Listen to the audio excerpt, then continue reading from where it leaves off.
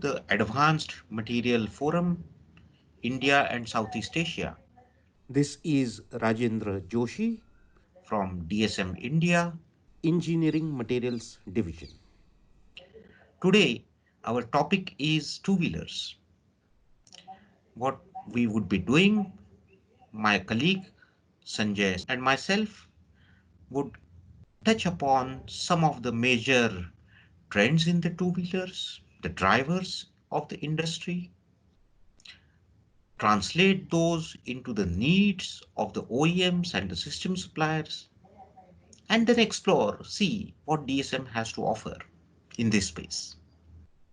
This presentation is divided into two parts. Part 1 about the trends and some recent systems and applications, and part 2 on the material. My colleague Sanjay Singh would touch upon the various material characteristics, features relevant for the two-wheeler industry. If we look at the two-wheeler industry within Asia, and in within Asia, it has been a commuter product, which means that traveling within the cities or in the rural areas. Naturally, fuel economy has always been one of the important points on the agenda. With fuel economy, naturally, reducing the weight of the vehicle or lightweighting has always been on the agenda. Second trend is the emission. With the more and more stringent regulations, uh, two-wheeler industry is adopting newer technologies to reduce the emission. That's the vehicular emission. What two-wheeler industry is also looking at are the process-based emissions. For example, how can we reduce the volatile organic content from the processes? Thirdly is the safety. For example, introduction of a more synchronized, safer braking system, or even a side stand which is interlocked with the starting mechanism. So if the side stand is on, the vehicle will not start.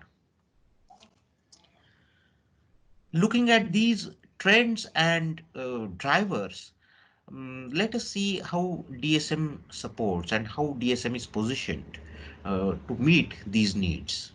Of course, my colleague Sanjay Singh will take you through the product features just to touch upon, for example, lightweighting. DSM's products, for example, Aculon PSX and 6X, have been successfully used in the metal to plastic replacements, for example, cylinder head cover, or Stanil PA46 is has been used in two-wheeler gears, which reduces the noise, or Arnitel polyester elastomer has been employed in bellows for increasing the durability, or one of the introductions from DSM is Aculon 6 based products, which reduces the paint consumption, the paint wastage. So that's how DSM is aligned to the two-wheeler industry, meeting its needs uh, for coming future. Now let's look at a few systems and applications, uh, some of the recent introductions. Carbon canister. This is a system which reduces the pollution happening by petrol fumes from the fuel tank. What this system does, it collects the petrol fumes into a canister which is typically of polyamide 6, and these fumes are then diverted to the engine and these fumes are thus prevented from getting released into the atmosphere. A polyamide 6 canister has a very critical role to play. It has to uh, have the fuel compatibility, fuel permeation characteristics. It has to withstand the vibrations. It has to um, deliver a reliable welding joint and so on. And that's how DSM Aculon PS6 is at the forefront in this application within India. The next one, electronic fuel injection. This is another technology which is not new to the industry. Two-wheeler industry has been using it for number of years. But what's new is the mass deployment of this technology in the industry, specifically India. Now, this technology gives a step change in the tailpipe emission. It reduces the emission substantially by accurately metering the air and fuel mixture uh, depending on the needs of the vehicle arising from the driving cycle. And if you look at the various components of the systems, all these components demand either high vibration resistance, fatigue resistance, fuel compatibility, high heat resistance, uh, extremely good dimensional accuracy, and so on. And DSM's products are well aligned to this system. In fact, DSM products almost completes almost all the basket. That's electronic fuel injection. What DSM has introduced is a polyamide 6 Aculon 6 based product called as fuel lock. This product fuel lock is developed specifically for the fuel tanks, and it was developed for the US market where it has been in use for more than 10 years for the off-highway applications, for example lawn mowers. We are introducing this for to the two-wheeler industry, and uh, this fuel lock interestingly also has a injection molding version apart from the blow molding version. And injection molding version offers its own benefits in terms of improved product component quality, and reducing the recycled content in the component. So that's how Aculon PS6 fail lock we believe would add value to the two-wheeler industry. Then lastly, electric vehicles. Electric vehicles is area of growth within Asia, specifically India. We see a lot of impetus from the government agencies, number of new startups, and this industry also has its own challenges. For example, uh, thermal management of the battery. The battery efficiency is highly dependent on the working temperature. And that's where what we believe is the thermally conductive products offered by DSM uh, would add value. We also see battery technology as one of the challenge, particularly the mileage per charge.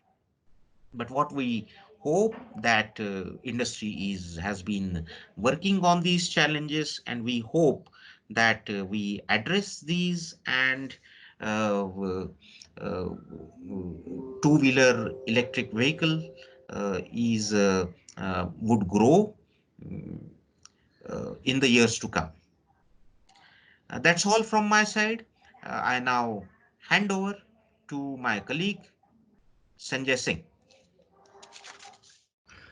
Thank you, Joshiji. And I believe complexities in demanding applications definitely have triggered your thoughts on right selection of material.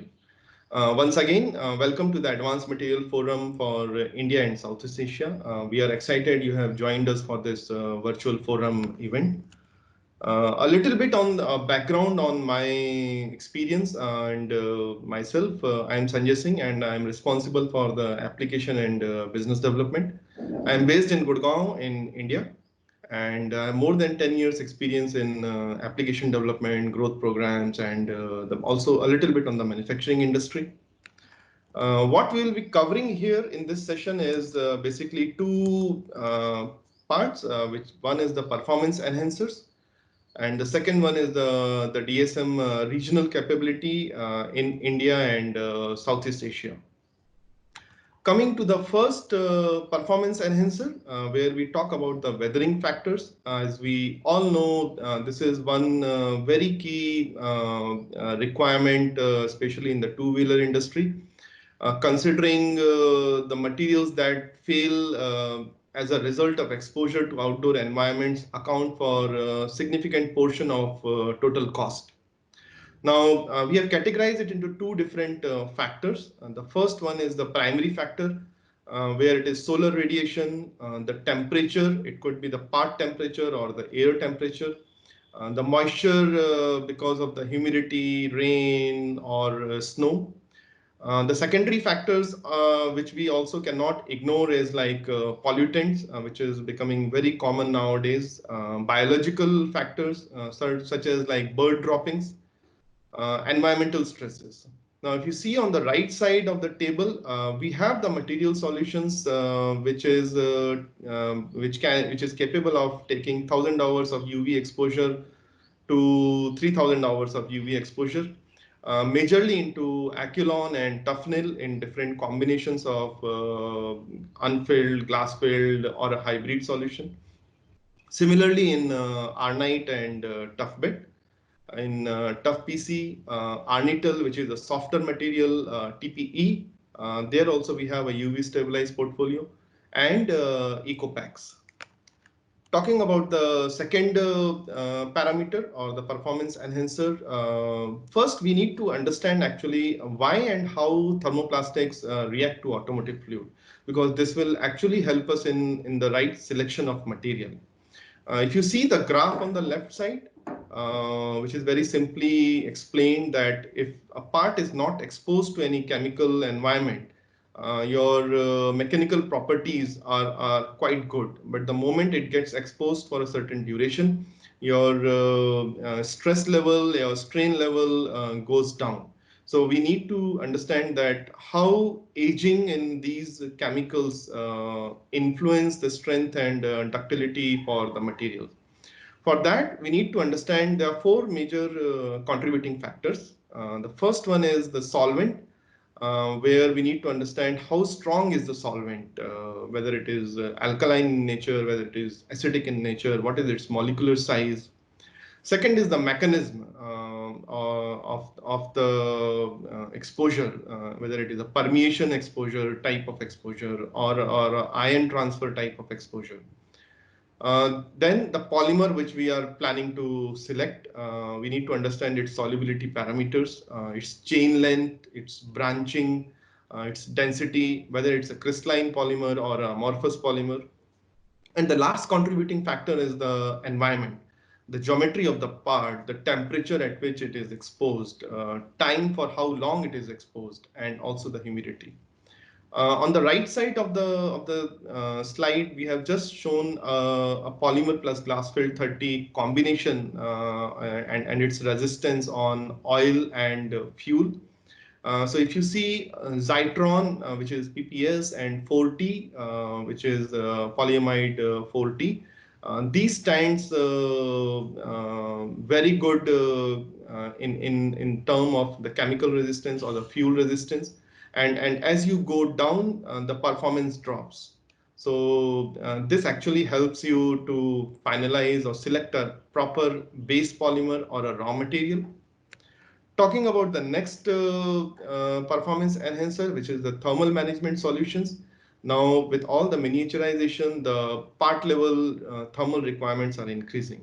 Now, for a single thermal parameter, there could be n number of materials which can be selected. So, say for example, you are looking for a application where you need an HDT of 250 degrees Celsius.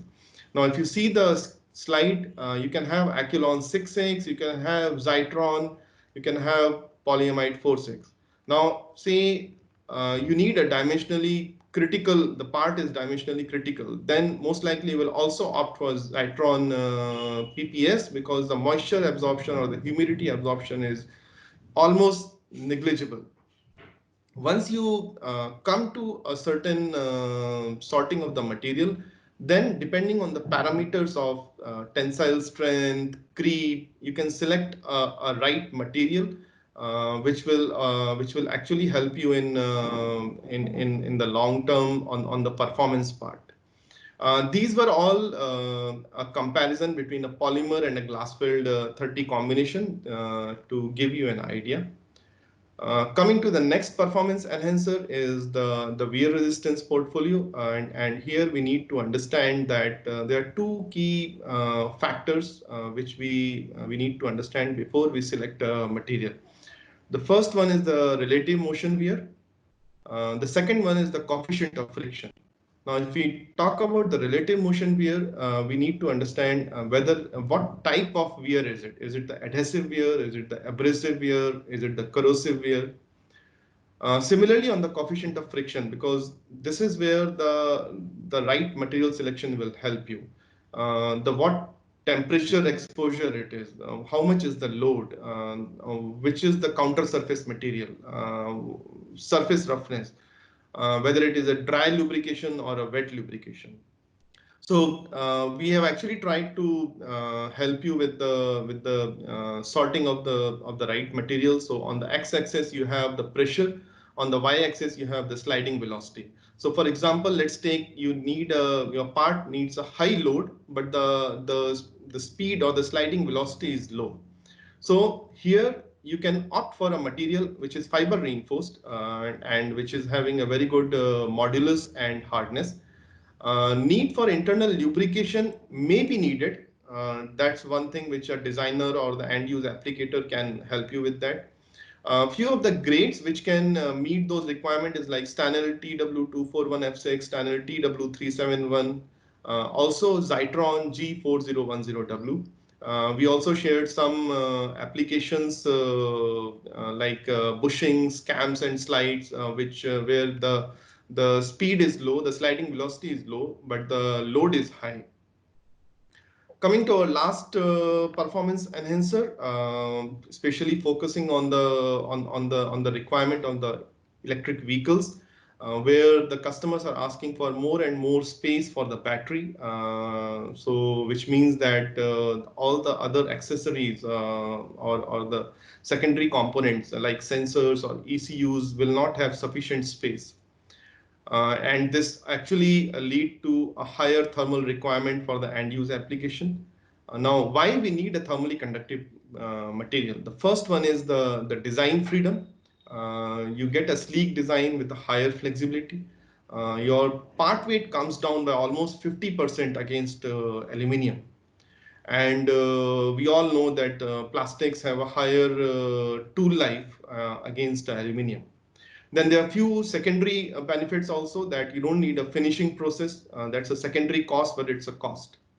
Now, if we talk about the thermally conductive polymers, there are materials like standard TC502 or TC153, which are high in thermal conductivity from 7 to 14 watt per meter Kelvin in plane.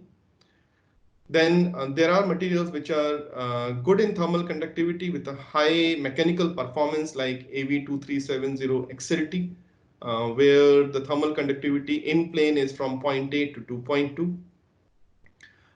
If you have a component where you want to dissipate the heat and although the temperature is not that high, So you can look for this Aculon-based thermally conductive solution where the in-plane thermal conductivity is 1.1 to 1.6. Uh, then the other parameters, which is especially on EV, customers are now asking is the dielectric strength. So what we did is we categorized it into three parts. If you're looking for a dielectric strength less than 1 kilovolt per millimeter and a CUT of less than 160 degrees Celsius, R-Night AV2370 XLT can meet your requirement. Coming to an extreme where you are looking for a dielectric strength more than 1 kilovolt per millimeter and CUT of more than 170 degrees Celsius, then Zytron high voltage portfolio can help you with the right material solution. This was on the performance enhancers, a little bit on the regional capabilities in India and Southeast Asia. In India, we have two plants, one in Pune, the other one in Pantnagar. This also mitigates the risk in India, and which also showcase that how focused are we in India with the customers. We have one plant in Taiwan. Focusing on nearness to the customers, we have three offices in India, Gurgaon, Chennai, and Pune. Then in Southeast Asia, we have office in Bangkok, Thailand, Singapore, Vietnam, and Taiwan. Pune also have a CAE team, which is capable of doing most of the analysis part. Say, for example, you're looking for a fatigue analysis or a gear analysis. So they can run a simulation and let you know before you cut a tool that the material or the design will meet those requirements or not. Pune and Pantnagar also have the material level R&T capability where they can do a mechanical testing, a rheological testing, electrical testing, which is becoming more common with the EV requirements. And they are also capable of developing the new colors if the business justifies. Now, how we approach a project when we talk with the customers or discuss with the customers for any new concept is first to define the requirements along with the boundary line conditions. The customer comes out with the concept generation where we discuss with them on the molding feasibility so that later on it should not happen that the part is developed but it is not moldable. Then once those things are cleared, the customer goes for a pilot lot or a mass production tool where our technical service person gets involved in the T0 or T1 trial. Our understanding is that we understand the material, the customer understands the tool and the application. So initial joint effort always help in making it a success. And once it is productionized, then it becomes a successful story for each and every person. I hope you like this information sharing, and with this I close my session. Thank you and namaste.